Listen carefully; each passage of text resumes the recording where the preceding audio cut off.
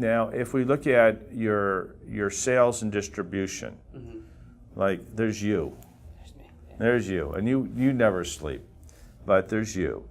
And to grow the business and get to a level of sales, I tend to think about if somebody gives you $2.5 million, you've got to get to at least $2.5 million worth of sales. Yeah. And then you raise more money. Let's say the next round is twice that, $5 million. You have to get to $5 or $6 million of sales. So that's more than one individual can do. Right. Even somebody as energetic and talented as you.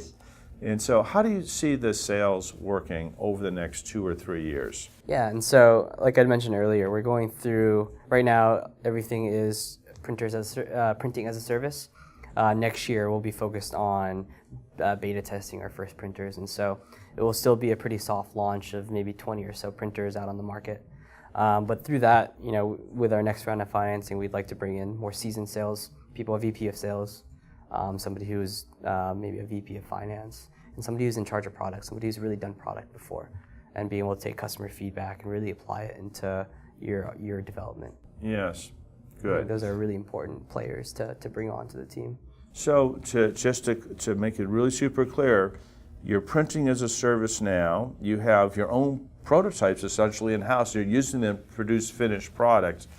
You're working on making those designs more cost-effective, more reliable, and then producing a printer that you'll ship to the P&Gs or to the Hasbros of the world, and then you'll be shipping them resins. That's correct, yeah. In one form or another, just like Keurig Coffee Company, shipping product to people, and then they'll be using it. 90% margins, yeah, it's beautiful. That's what you want to be at. Great. And then to go into the next stage, which is to get into the manufacturing business of printers. You're going to have to develop that operational capability. Right. So and it's something we're working on now. We have a partnership with Flextronics that we're working on, and so they make small volume to medium volume runs, and so that's a relationship we're trying to establish. So you're the R&D holder. You hold the crown jewels. And then for the entrepreneurs, it's a great lesson. There are companies that will do the assembly for you of your designs, like a Flextronics.